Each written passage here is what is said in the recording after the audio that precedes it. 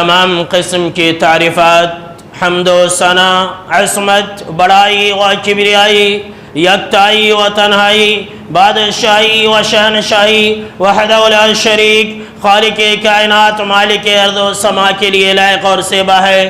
بعدہ درود اور سلام ہو تمام بھیجے گئے انبیاء کرام اور رسولان اعظام پر، خصوصاً بالخصوص سید الاولین والآخرین، امام المجاہدین والمتقین، امام الثقلتین و امام القبلتین و امام الحرمین و امامنا فی الدنیا و امامنا فی الآخرہ و امامنا فی الجنہ جناب محمد عربی صلی اللہ تعالی علیہ وسلم پر۔ اللہم صلی علی محمد وعلی آل محمد کما صلیت علی ابراہیم وعلى آل إبراهيم إنك حميد مجيد، اللهم بارك على محمد وعلى آل محمد كما باركت على إبراهيم وعلى آل إبراهيم إنك حميد مجيد۔ محترم بزرگوں، نوجوانوں، عزیز ساتھیوں اور خواتین اسلام، خطبہ مسنونہ اور سورہ قاف کی مختصر آیتوں کی تلاوت کے بعد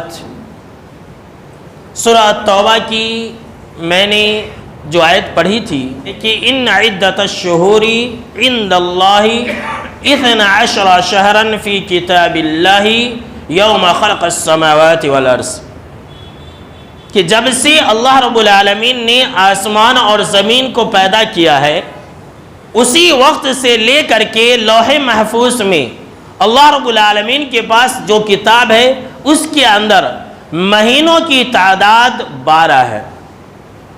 منہا اربعۃ حرم، اللہ رب العالمین نے فرمایا ان میں سے 4 حرمت والے مہینے، ذالک الدین القیم، یہی درست دین ہے، یہی سچا دین ہے، فلا تظلموا فیہن انفسکم، لہذا تم ان 4 مہینوں کے اندر اپنے جانوں کے اوپر، اپنے آپ کے اوپر ظلم نہ کرو۔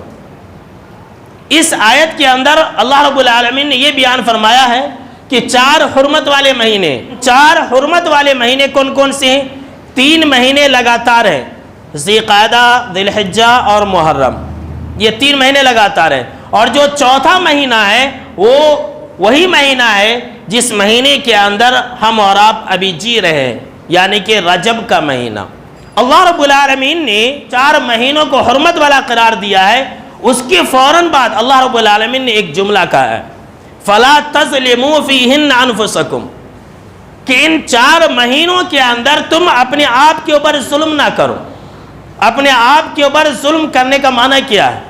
پہلا معنی تو یہ ہے کہ تم ان 4 مہینوں کے اندر جنگ اور قتال نہ کیا کرو، لڑائی جھگڑے نہ کیا کرو، اور دوسرا معنی یہ ہے کہ ان 4 مہینوں کے اندر خاص کر کے ہر طرح کے گناہوں سے بچا کرو۔ اب آپ کہیں گے ایسا کیوں ہے؟ تو آئیے میں آپ کو اس بارے میں 2 قول سناتا ہوں۔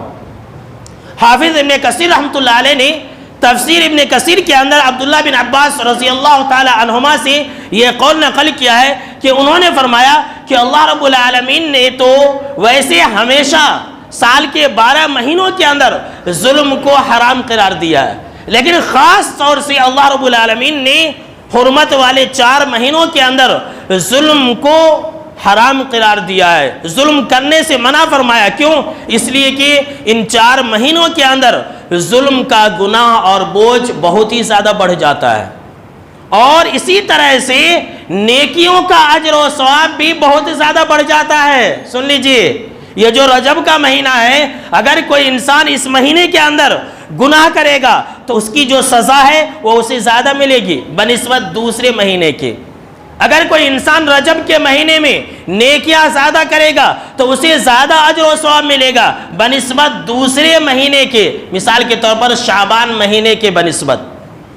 اور دوسرا قول امام ابو قتادہ رحمۃ اللہ علیہ فرماتے ہیں کہ اللہ رب العالمین نے جو یہ کہا کہ تم ان 4 مہینوں کے اندر اپنے آپ کے اوپر ظلم نہ کرو، مطلب یہ ہے کہ اللہ رب العالمین نے ان 4 مہینوں کے اندر ظلم کے گناہ کو، ظلم کی سزا کو بہت ہی زیادہ بڑھا دیتا ہے، دوسرے مہینوں کے بنسبت کئی اور گناہ بڑھا دیتا ہے ظلم کی سزا، اور یہ اللہ رب العالمین کے اختیار میں ہے، جس مہینے میں چاہے اس میں اللہ رب العالمین ظلم کے گناہ کو، ظلم کی سزا کو بڑھا دے۔ جیسے کہ اللہ رب العالمین نے فرشتوں میں سے ایک فرشتہ جبریل امین کو چن لیا، جیسے اللہ رب العالمین نے تمام اپنی کلام میں قرآن مجید کو چن لیا، جیسے اللہ رب العالمین نے تمام مہینوں کے اندر رمضان کے مہینوں کو چن لیا، جیسے اللہ رب العالمین نے دنوں میں جمعہ کے دن کو چن لیا، جیسے اللہ رب العالمین نے زمین کے اندر اپنی گھر یعنی کہ مسجدوں کو چن لیا، جیسے اللہ رب العالمین نے تمام راتوں کے اندر شب قدر کی رات کو منتخب کر لیا ہے، اسی طرح سے اللہ رب العالمین نے ان حرمت والے مہینے کو بھی چن لیا ہے۔ کہتے ہیں امام ابو قتادہ رحمۃ اللہ علیہ، لہٰذا اللہ رب العالمین نے جس چیز کو عظیم بنایا ہے، اے مسلمانوں تم بھی اسے عظیم سمجھو۔ اللہ اکبر۔ کیا سنا میرے دوستو، میں نے آپ کو یہ بتلایا کہ اس مہینے کے اندر گناہ کا بوجھ بہت ہی زیادہ بڑھ جاتا ہے، نیکیوں کا اجر و ثواب بھی بہت ہی زیادہ بڑھ جاتا ہے، لیکن افسوس ہوتا ہے آج کل کے مسلمانوں کی حرکتوں پر کہ مسلمانوں نے اس حرمت والے مہینے کو بھی نہیں چھوڑا، اور جس مہینے کے اندر نیکیاں زیادہ کرنی چاہیے تھی، جس مہینے کے اندر ہر طرح کے گناہوں سے اپنے آپ کو بچانی چاہیے تھی، افسوس صد افسوس کہ مسلمانوں نے اس مہینے کے اندر طرح طرح کی بدعتیں اور خرافات کو اپنا لیا ہے۔ پورے مہینے کے اندر پورا جو رجب کا مہینہ ہے، یہ پورا جو 1 سے لے کر کے 20 پر 9 یا 30 دن جو رجب کے ہیں، شروع سے لے کر کے آخر تک اس حرمت والے مہینے کے تقدس کو پامال کر دیا ہے۔ عجیب عجیب خرافاتیں گڑ لی۔ کوئی کہتا ہے کہ رجب کے مہینے میں عمرہ کرنے سے زیادہ ثواب ہے، کوئی کہتا ہے کہ رجب کے مہینے کی جو پہلی جمعرات ہے اس کے اندر فلاں فلاں چیزیں کرنی چاہیے، روزے رکھنی چاہیے، کوئی کہتا ہے کہ رجب کے مہینے میں صلاۃ الرغائب ایک نماز ہی نکال دی، کہتے ہیں کہ صلاۃ الرغائب ایک نماز پڑھنی چاہیے، کوئی کہتا ہے کہ رجب کے مہینوں کے اندر نذر و نیاز زیادہ کرنی چاہیے، یعنی کہ اس عظیم مہینے کو جس کی تقدس کو اللہ رب العالمین نے آسمان اور زمین کی پیدائش سے برقرار رکھا ہے، مسلمانوں نے اس کو پامال کر دیا ہے، اور مسلمان اس مہینے کے اندر گناہ کرنے پر اتر آئے۔ شیطان نے مسلمانوں کے ساتھ کیسا مذاق کیا ہے دیکھ لیجئے، اللہ کی پناہ۔ اس مہینے کے اندر جانتے ہیں خاص طور سے جو مسلمان ہیں وہ 22 رجب کے دن رجب کے کنڈے کرتے ہیں، ویسے تو پورا مہینہ چلا رہتا ہے، لیکن خاص طور سے رجب کے 22 تاریخ کو رجب کا کنڈا کرتے ہیں۔ آج میں آپ کو میرے دوستو ایسی حقیقت بتلانے والا ہوں کہ آپ کے رونگٹے کھڑے ہو جائیں گے۔ جانتے ہیں کہ 22 رجب کی اصل حقیقت کیا ہے؟ مسلمان یہ کہتے ہیں کہ 22 رجب کو جعفر صادق کے نام سے ہم نذر و نیاز کرتے ہیں، اور اس چیز کو ثابت کرنے کے لیے لوگوں نے ایک لکڑہارے کا قصہ بھی گڑھ لیا، اور اس قصے کے اندر یہ ہے کہ جعفر صادق نے یہ کہا کہ اگر تم میرے نام سے نذر و نیاز دو گے تو تمہاری ہر مراد پوری ہوگی، اور اگر پوری نہیں ہوئی تو قیامت کے دن میری گریبان پکڑ لینا۔ جانتے ہیں یہ جو رجب کا کنڈا ہے یہ نام ہی قرآن اور حدیث کا نہیں ہے، اور اس کی جو ایجاد ہے، کنڈے کی جو ایجاد ہے 1906 کے اندر انڈیا کے اندر کی گئی ہے۔ یو پی کے اندر رامپور ایک علاقہ ہے، وہاں پر 1906، آپ تاریخ یاد رکھیے، 1906 عیسوی کے اندر، یعنی کہ یہ 2021 چل رہا، 100 سال ہو رہا، 1450 سال کے اندر جو ہے 1441 سال کے اندر 1300 سال کے بعد یہ رسم ایجاد کی گئی، اور یہ ایجاد جو ہے انڈیا کے اندر شیعوں کے دوارا آئی ہے، مسلمانوں کو گمراہ کرنے کے لیے۔ جانتے ہیں اصل جو بات ہے میرے مسلمان بھائیوں، آپ جو ہے غور سے سنیں اور دوسروں کو بتائیں، جو 22 تاریخ ہے جو جعفر صادق رحمت اللہ علیہ کے نام سے جو کنڈے دلائے جاتے ہیں، اس دن نہ ان کی وفات ہے نہ ان کی پیدائش ہے، ان کی وفات بھی نہیں ہے، ان کی جو پیدائش ہے یہ ربیع الاول کے مہینے میں ہوئی ہے، یا پھر ایک قول کے مطابق رمضان کے مہینے میں ہوئی ہے، نہ ان کی پیدائش ہے نہ ان کی وفات ہے۔ جانتے ہیں 22 رجب کے دن اصل کیا چیز ہے میرے مسلمان بھائیوں اور سنی مسلمانوں؟ سن لیجئے، 22 رجب کے دن سیدنا امیر معاویہ رضی اللہ تعالی عنہ کے وفات کا دن ہے، اور جس دن امیر معاویہ رضی اللہ تعالی عنہ وفات پائے 22 رجب کے دن، اس دن شیعہ لوگ خوشی مناتے ہیں۔ اور کوئی انسان آپ سے یہ ثبوت پوچھے کہ بھائی اس کی دلیل کیا ہے، تو اس کی دلیل جو ہے یہ کنڈا ہی ہے۔ کنڈا جانتے ہیں، یہ کنڈا عربی لفظ نہیں ہے، یہ کنڈا جو ہے یا تو اردو لفظ ہے یا پھر فارسی لفظ ہے یا پھر پنجابی لفظ ہے، عربی لفظ تو ہے ہی نہیں میرے دوستو۔ اور کنڈا کا مطلب جانتے کیا ہوتا ہے؟ ستیہ ناس۔ جی ہاں سن لیجئے، کہتے ہیں رجب کے کنڈے، مطلب کیا ہے کنڈے کا؟ ستیہ ناس۔ یہ جو نام بھی رکھا گیا اسی لیے رکھا گیا کہ 22 رجب کے دن جو خوشیاں مناتے ہیں وہ اس لیے مناتے ہیں، کہتے ہیں کہ امیر معاویہ کا ستیہ ناس، نعوذ باللہ۔ یہ کنڈا ہی کے اندر یہ معنی ہے، سنی مسلمان نہیں سمجھتے۔ اللہ اکبر۔ سنی مسلمانوں کے اندر کتنی چالاکی سے جعفر صادق رحمۃ اللہ علیہ کے نام سے یہ رسم بھر دی گئی، جبکہ جعفر صادق رحمۃ اللہ علیہ ایک پکے اور سچے موحد تھے، توحید پرست تھے۔ انہوں نے ایسا نہیں کہا کہ تم میرے نام سے نذر و نیاز کرنا، اور انہوں نے ہی نہیں، آج میں آپ کو قرآن مجید کی روشنی میں سورہ الفرقان آیت نمبر 17 اور 18 کی روشنی میں ایک ایسی بات بتلانے جا رہا ہوں میرے دوستو اور میرے سنی مسلمانوں، کہ آپ ہمیشہ یاد رکھنا، امام جعفر صادق ہی نہیں، دنیا کے اندر جتنے بھی ولی آئے، جتنے بھی اولیاء آئے، کسی بھی ولی نے یہ نہیں کہا کہ تم میرے نام سے نذر و نیاز کرنا، چاہے وہ امام جعفر صادق ہو، چاہے وہ پیران پیر عبد القادر جیلانی ہو، یا پھر معین الدین چشتی رحمۃ اللہ علیہ ہو، جتنے بھی ہیں، کسی نے بھی یہ نہیں کہا کہ تم میرے نام سے نذر و نیاز کرنا، کسی نے یہ نہیں کہا کہ تم میرے نام سے جانور ذبح کرنا، کسی نے یہ نہیں کہا کہ تم میرے قبر کا طواف کرنا، کسی نے یہ نہیں کہا کہ تم میرے نام سے عرس منانا، کسی نے بھی نہیں کہا۔ اور سن لیجئے، جس نے بھی اگر کہا وہ اللہ کا ولی نہیں ہو سکتا، کائنات کے رب کی قسم۔ اٹھا لیجئے سورہ فرقان، اور میں ایسے ہی نہیں بتلا رہا ہوں، کوئی انسان یہ نہ کہے کہ مولانا یہ آپ کون سی بات کرے، بلا دلیل بات کرے، نہیں، میں اس بات پر اللہ کے کلام کو گواہ بنا رہا ہوں۔ سورہ الفرقان آیت نمبر 17 اور 18 کے اندر اللہ رب العالمین نے فرمایا وَيَوْمَ يَحْشُرُهُمْ وَمَا يَعْبُدُونَ مِن دُونِ اللَّهِ، کہ جس دن اللہ رب العالمین ان کو اور ان تمام چیزوں کو جن کو اللہ کے علاوہ مانتے تھے، من دون اللہ کے اندر تمام چیزیں، چاہے وہ نباتات ہو یا پھر جمادات ہو، انسان ہو یا پھر جنات ہو، فرشتے ہو یا اولیاء ہو، ساری کی ساری چیزیں ہیں۔ فرمایا اللہ رب العالمین نے کہ جس دن اللہ رب العالمین تمام لوگوں کو جمع کرے گا، ان کو جمع کرے گا، اور جن کی عبادت کرتے تھے ان کو جمع کرے گا، فیقول، اور اللہ پوچھے گا اَأَنْتُمْ أَضْلَلْتُمْ عِبَادِي هَؤُلَاءِ أَمْ هُمْ ضَلُّوا السَّبِيلَ، کہ میرے بندو ذرا یہ بتلاؤ، کیا تم نے ان کو گمراہ کر دیا تھا یا پھر یہ ایسے ہی گمراہ ہو گئے تھے؟ کیا تم نے کہا تھا کہ میرے نام سے نذر و نیاز کرنا؟ کیا تم نے کہا تھا کہ میرے نام سے جانور ذبح کرنا؟ کیا تم نے کہا تھا میری قبر کا طواف کرنا؟ کیا تم نے کہا تھا کہ عبادت کے جتنے بھی طور طریقے ہیں وہ میرے لیے انجام دینا، میرے لیے سجدہ کرنا؟ کیا تم نے کہا تھا؟ اللہ اکبر۔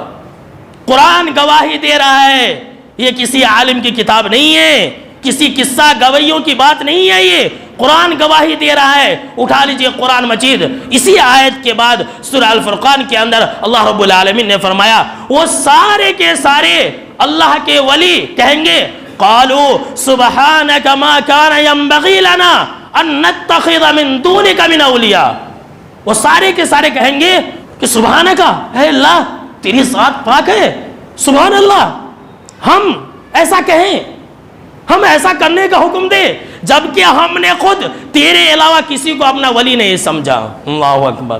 جبکہ ہم نے خود تیرے علاوہ کسی اور کو اپنا کارساز نہیں سمجھا، جبکہ ہم نے خود تیرے علاوہ کبھی کسی کی عبادت نہیں کی، جب ہم نے تیرے علاوہ کسی اور کو ولی نہیں مانا، جب ہم نے تیرے علاوہ کسی اور کو اپنا کارساز نہیں سمجھا، تو ہم کیسے کہہ سکتے ہیں کہ تم ہماری عبادت کرنا؟ آج لوگوں کو دھوکہ دیا جاتا ہے کہ من دون اللہ سے مراد یہ بت ہیں، کہتے بت ہیں، دھوکہ دیتے ہیں لوگوں کو گمراہ کرنے کے لیے۔ بھلا ایسا ہوتا ہے کہ بت اللہ کی عبادت کرے؟ یہ سب کو معلوم ہے کہ بت یہ تراشے ہوئے پتھر ہے، سب کو معلوم ہے۔ کہتے ہیں کہ من دون اللہ سے مراد صرف بت ہے، دھوکہ دیتے ہیں. اللہ اکبر، کتنا بڑا جھوٹ بولتے ہیں. دیکھیے وہ سارے کے سارے اولیاء جتنے بھی اس دنیا کے اندر اللہ کے ولی ہیں وہ سب کہیں گے کہ نہیں نہیں اے اللہ تیری ذات پاک ہے، ہم نے خود تیرے علاوہ کسی اور کو اپنا ولی نہیں سمجھا ہے، ہم نے خود اپنی زندگی کے اندر تیری عبادت کے سوا کسی اور کی عبادت نہیں کی. پھر وہ سارے کے سارے کہیں گے، جانتے ہیں کیا کہیں گے؟ وہ سارے کے سارے یہ کہیں گے کہ اے میرے رب، دراصل بات یہ ہے کہ تو نے ان کو اور ان کے باپ داداؤں کو مال اور دولت سے نوازا تھا، تو نے انہیں روپیہ اور پیسے دیے تھے. یہ جو پورا رسم و رواج ہے نا، یہ باپ داداؤں پر ہی چلتا ہے، دین پر نہیں چلتا ہے. سن لیجئے، دین پر نہیں چلتا. ہر بات کی یہی دلیل ہے کہ ہمارے باپ دادا کرتے تھے، ہمارے بڑے کرتے تھے، ہمارے جو ہے پروج کرتے تھے، ہمارے بزرگ کرتے تھے، اس کے علاوہ اور کچھ نہیں کہتے. تو وہاں پر بھی یہ اولیاء اللہ یہی کہیں گے کہ اے میرا، اصل بات یہ ہے کہ تو نے ان کو اور ان کے باپ داداؤں کو مال اور دولت سے نوازا تھا، حتی نسوا ذکر، یہاں تک کہ ان لوگوں نے تیری نصیحت کو بھلا دیا. اور جب تیری نصیحت کو بھلا دیا، وَكَانُوا قَوْمًا بُورًا، وہ کہیں گے کہ اے میرے رب، یہ لوگ ہیں یہ ہلاک و برباد ہونے والے. آج کہتے ہیں کہ فلاں ولی ہمیں بچائیں گے، فلاں ولی کا دامن ہم تھام لیں گے. یہاں تو قرآن یہ گواہی دے رہا ہے کہ ہر ولی ہر ایک سے اپنا رشتہ توڑ لے گا، کہے گا کہ نہیں نہیں بھائی ہمارا اس سے کوئی تعلق نہیں، ہم نے کہا ہی نہیں. اور کسی ولی نے بھی ایسا نہیں کہا. سن لیجئے، امام جعفر صادق رحمت اللہ علیہ نے بھی یہ نہیں کہا کہ تم جو ہے میرے نام سے کنڈے کرنا، یہ صرف نام پر تھوپ دیے. جتنے بھی اللہ کے نیک بندے کسی نے بھی یہی نہیں کہا. اور قرآن کی یہی بات، قرآن کا یہی پیغام تو اہل حدیث بھی کہتے ہیں. کہتے ہیں کہ اہل حدیث اولیاء اللہ کے گستاخ الزام لگاتے ہیں. ہم گستاخیاں نہیں کرتے ہیں، ہم جو ہے تمام ولیوں کا نام ادب و احترام سے لیتے ہیں، سب کی عزت کرتے ہیں. لیکن ہاں ایک بات ہے کہ ہم اللہ کے نیک بندوں کو نہ ہی اللہ کا مقام دیتے ہیں، نہ ہی رسول صلی اللہ علیہ وسلم کا مقام دیتے ہیں. جو ان کا اپنا اصلی مقام ہے وہی رکھتے ہیں.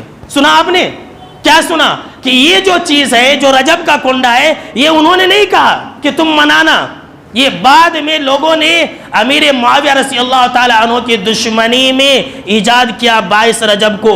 یہ شیعہ کرتے، پہلے بھی کرتے تھے، نام نہیں تھا، پہلے بھی کرتے تھے، چوری چھپے کرتے تھے، اور چوری چھپے کر کے لعنت وغیرہ بھیج کر کے جو ہے باہر آتے تھے.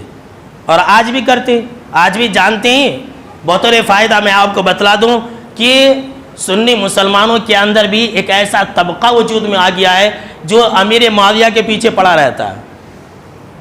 اور جانتے ہیں وہ کون لوگ ہیں؟ وہ لوگ وہ ہیں جن کا نام انجینئر علی مرزا ہے. یہ جو ہے دیکھیے امیر معاویہ کے پیچھے ہی پڑا رہتا ہے. ایک آدمی نے مجھے فون کیا تھا یو پی سے، کہا کہ بھائی آپ امیر معاویہ کو کیا کہتے ہیں؟ کہا صحابی ہے. 1 گھنٹہ تک تقریباً اس نے بحث کیا تھا. کہا کہ بھائی انہوں نے تو ایسا ایسا، آپ صلی اللہ علیہ وسلم نے تو ان کے لیے ایسا کیا تھا، ایسا کیا تھا. تو مجھے معلوم تھا کہ وہ کہاں سے بول رہا ہے. تو جب وہ امیر معاویہ رضی اللہ تعالی عنہ کو الٹا سیدھا بولنے لگا تو میں نے اسے سوال کیا کہ اے بندے خدا یہ بتلا، کیا تو نے اپنی زندگی کے اندر فرعون کو 1 مرتبہ گالی دیا ہے؟ کہا کہ نہیں. کہا کہ جب تو نے فرعون کو، دنیا کا جو سب سے بڑا ظالم تھا، اس کو تو گالی نہیں دیا، تو امیر معاویہ رضی اللہ تعالیٰ عنہ کے بارے میں تو برا بھلا کیسے سوچ رہا ہے؟ یہ دراصل کیا ہے؟ شیعوں کی پیداوار ہے. اور سن لیجئے، امیر معاویہ رضی اللہ تعالیٰ عنہ کے خلاف جو ایک لفظ بولے گا تو آپ آنکھ بند کر کے کہہ دینا کہ وہ شیعہ ہے، آنکھ بند کر کے کہہ دینا شیعہ ہے. اور ایسے لوگوں کو ایک حدیث سنا دینا. کون سی حدیث؟ طبرانی کے حوالے سے ایک حدیث سن لیجئے. آپ صلی اللہ تعالیٰ علیہ وسلم نے فرمایا من سب اصحابی فعلیہ لعنت اللہ والملائکہ والناس اجمعین، کہ جو میرے صحابہ کو برا بھلا کہے گا، گالیاں دے گا، تو آپ صلی اللہ علیہ وسلم فرمایا فعلیہ لعنت اللہ، اللہ کی اس پر لعنت ہے، والملائکہ فرشتوں کی اس پر لعنت ہے، والناس اجمعین تمام لوگوں کی اس پر لعنت ہے. اتنا ہی نہیں، جناب محمد عربی صلی اللہ تعالیٰ علیہ وسلم نے یہ کہا لا يقبل اللہ منہ صرفا ولا عدلا، اللہ ایسے لوگوں کی نہ تو کوئی نفلی عبادت قبول کرتا ہے اور نہ ہی کوئی فرضی عبادت قبول کرتا ہے. اللہ اکبر. کیسی چالاکی سے اور عیاری سے مسلمانوں کے درمیان میں یہ چیز گھسا دی گئی ہے. دیکھیے سنی مسلمانوں کو احساس بھی ہے، سنی مسلمانوں کو وہم و گمان بھی نہیں ہے، بس وہ کنڈے کے پیچھے پڑے رہتے ہیں. کنڈا جب دیکھیے اور تو اور ہے، میں کیا بتلاؤں میرے دوستو، اس کے اندر ایک تو یہ حرمت والے مہینے میں کرتے ہیں، سب سے بڑا گناہ تو یہیں پر ارتکاب کر لیتے ہیں کہ جس مہینے کے اندر گناہ سے بچنی چاہیے تھی اس کے اندر بدعت کرتے ہیں، شرک کرتے ہیں، غیر اللہ کے نام سے نذر و نیاز کرتے ہیں۔ وہیں پر اور ایک چیز ہے، وہ کیا ہے کہ اللہ کے حلال چیزوں کو حرام کر لیتے ہیں۔ یہ سب سے بڑی باریکی ہے، سن لیجئے میں آپ کو بتا رہا ہوں۔ اس رجب کے کنڈے کے اندر سب سے جو بڑا جرم کیا جاتا ہے وہ تو ہے ہی ہے کہ غیر اللہ کے نام سے نذر و نیاز کی جاتی ہے۔ دوسرا جو سب سے بڑا جرم ہے وہ یہ کہ اللہ کی حلال چیز کو حرام کر لیا جاتا ہے۔ نہیں سمجھے آپ؟ آئیے میں اب آپ کو سمجھاتا ہوں کیا کیا جاتا ہے۔ جو انسان کنڈے کرے گا وہ انسان گوشت نہیں کھائے گا، اس کے گھر والے مچھلی نہیں کھانا، وہ پوریا وغیرہ جو کھاتے نہیں، وہ پوریا کھانے والے مچھلی اور گوشت نہیں کھانا، کہتے ہیں حرام ہے۔ مجھے تو ایک آدمی کیا بتلا رہے تھے کہ وہ کنڈے جو کرتے نہیں، کھاتے نہیں، دعوت پوریا وغیرہ کھاتے، وہ کھانے کے بعد جب ہاتھ دھوتے نا، جو ہاتھ دھونے کے بعد پانی ہوتا ہے وہ پانی پھینکنا بھی نہیں کہتے، نالے میں چھڑنا نہیں تو انسان مر کو جاتا، ہلاک و برباد ہو جاتا۔ اتنا ڈر، کہتے اسے پاک جگہ پر لے جا کر کے اسے گرانا، چھت پر اسے کہاں تو سکھنے کے لیے ڈال دینا۔ دیکھیے کتنا ڈر اور خوف ہے۔ یہ اس کی میں وضاحت کرتا ہوں، پہلے جو میں بات بتلا رہا تھا پہلے اس کو سن لیتے، نہیں تو مس ہو جائے گی، بہت بڑی بات ہے۔ کیا کہتی ہے کہ فلاں چیز نہیں کھانا، اگر کوئی گوشت کھایا ہے تو اس کے اندر شریک نہیں ہونا، اگر گھر والے نے کھا لیا تو اس کا گیا کنڈا۔ جعفر صادق جو ہے اس سے خوش نہیں ہوں گے۔ جانتے ہیں اللہ رب العالمین نے قرآن مجید کے اندر یہ کیا کہا ہے؟ فرمایا اللہ رب العالمین نے سورہ المائدہ آیت نمبر 87 کے اندر فرمایا، 87 کے اندر اللہ رب العالمین نے فرمایا کہ یا ایھا الذین آمنوا لا تحرموا طیبات ما احل اللہ لکم، کہ ایمان والو اللہ نے جو پاکیزہ چیزیں تمہارے لیے حلال کی ہیں اسے حرام نہ کرو۔ اللہ اکبر۔ یہاں دیکھ رہے ہیں لوگ مسلمان اور ایمان والے اپنے آپ کو مسلمان کہلانے والے لوگ حرام کر لیتے ہیں، کہتے ہیں مچھلی نہیں کھانا، گوشت نہیں کھانا، انڈا نہیں کھانا، حرام کر لیتے ہیں۔ یہاں اللہ رب العالمین نے یہ بیان فرمایا کہ پاکیزہ چیزوں کو تم، حلال چیزوں کو تم حرام نہ کیا کرو اور حد سے آگے نہ بڑھو۔ ان اللہ لا يحب المعتدین، اللہ رب العالمین حد سے آگے بڑھنے والوں کو پسند نہیں کرتا ہے۔ تو جو لوگ بھی ایسا کرتے ہیں حد سے آگے بڑھ جاتے ہیں۔ اب آئیے دوسری بات کی وضاحت، لوگوں کو گمراہ کرتے ہیں، ذرا غور سے سنیے گا۔ لوگ گمراہ کرتے ہیں اور کہتے ہیں کہ بھائی ہم جو نذر و نیاز کرتے ہیں وہ اللہ کے نام سے کرتے ہیں، ہم تھوڑی غیر اللہ کے نام سے کرتے ہیں، اس پر بھی اللہ کا نام لیتے ہیں، ایسا نہیں ہے کہ ہم غیر اللہ کے نام سے کرتے ہیں۔ یہ بہت بڑا سوال ہے اور اس سوال کا جواب جاننا بہت زیادہ ضروری ہے مسلمانوں کو۔ لوگوں کو گمراہ کرتے ہیں، جانتے ہیں نام تو لیا جاتا ہے اللہ کا، چلیے کوئی بات نہیں ہے، مان لیتے ہیں کہ اس نے اس کھانے کے اوپر، اس نذر و نیاز کے اوپر، اس کنڈے کے اوپر اللہ کا نام لیا ہے، لیکن مقصد کیا ہے دل کے اندر وہ اصل دیکھا جائے گا۔ سن لیجئے مقصد کیا ہے، اس دل کے اندر مقصد کیا ہے؟ مقصد جو ہے یہی تو اصل چیز ہے اور یہی کفر اور شرک ہے۔ کیا مقصد ہے؟ مقصد یہ ہے کہ اگر ہم نے نذر و نیاز کی تو ہمارے ولی صاحب یہ خوش ہوں گے، اور اگر نذر و نیاز نہیں کی تو ہم ہلاک و برباد ہو جائیں گے۔ یہی تو اصل ہے۔ اب انسان اس مقصد سے نذر و نیاز کرے، اس کا ارادہ یہی ہے، اور اگر وہ انسان بسم اللہ بول کے کھانا کھائے تو کیا غیر اللہ کے نام کی کوئی جو حرام چیز ہے حلال ہو جائے گی؟ کبھی نہیں حلال ہوگی۔ یہ اصل مقصد ہے۔ لوگوں کو گمراہ کرتے، لوگوں کو پتہ نہیں چلتا ہے، آپ نیت کو دیکھنا ہے، اصل تو یہی چیز ہے۔ تو یہ باریکی آپ ہمیشہ یاد رکھیں میرے دوستو۔ تو میں یہ کہہ رہا تھا جس مہینے کو عظیم سمجھنا چاہیے تھا، جس مہینے کے اندر مسلمانوں کو گناہ سے بچنا چاہیے تھا، جس مہینے کے اندر مسلمانوں کو بدعت سے بچنی چاہیے تھی، مسلمانوں نے اس مہینے کے اندر طرح طرح کی بدعت اور خرافات کو اپنا لیا ہے۔ اسی مہینے کے اندر 27 رجب بھی ہے، کہتے ہیں کہ آپ صلی اللہ تعالیٰ علیہ وسلم کو 27ویں رجب کے دن ہی معراج کرائی گئی تھی۔ معراج آپ صلی اللہ علیہ وسلم کو کرائی گئی، یہ ہمارے ایمان کا حصہ ہے۔ جو اس کو نہیں مانے گا وہ مسلمان ہی نہیں ہے۔ جسمانی طور پر آپ صلی اللہ علیہ وسلم کو معراج کرائی گئی، لیکن کب کرائی گئی، کون سا مہینہ تھا، کون سی تاریخ تھی، کون سی رات تھی، یہ کسی کو نہیں معلوم ہے۔ اگر اس مہینے کے اندر یہ اس طرح کی تمام عبادتوں کا انجام دینا ہوتا، 27ویں رجب کے دن آپ صلی اللہ تعالیٰ علیہ وسلم کے معراج جانے کی خوشی میں جشن منانا جائز ہوتا، تو سب سے پہلے آپ صلی اللہ علیہ وسلم کرتے تھے، سب سے پہلے ابو بکر کرتے تھے، جنہیں اللہ کے نبی اکرم صلی اللہ علیہ وسلم نے صدیق کا لقب دیا تھا اسی مناسبت سے۔ کیا وہ لوگ نہیں کرتے تھے؟ حضرت عمر نہیں کرتے تھے، حضرت عثمان نہیں کرتے تھے، حضرت علی رضی اللہ تعالیٰ عنہ نہیں کرتے تھے؟ جب ان صحابہ کرام نے نہیں کیا تو مطلب یہ ہے کہ یہ دین کا حصہ نہ پہلے تھا، نہ آج ہے اور نہ آئندہ کبھی رہے گا۔ یاد رکھ لیجئے، جو انسان بدعتوں کو انجام دے گا اس کی نجات ہی ناممکن ہے۔ آج ڈھنڈورا پیٹ کے کہتے ہیں کہ ہم اصلی سنی مسلمان ہیں، جنت کے اندر ہم ہی جائیں گے، ہمارے علاوہ کوئی جنت کے اندر نہیں جائے گا، اور اپنے علاوہ سب کو جہنمی کہتے ہیں۔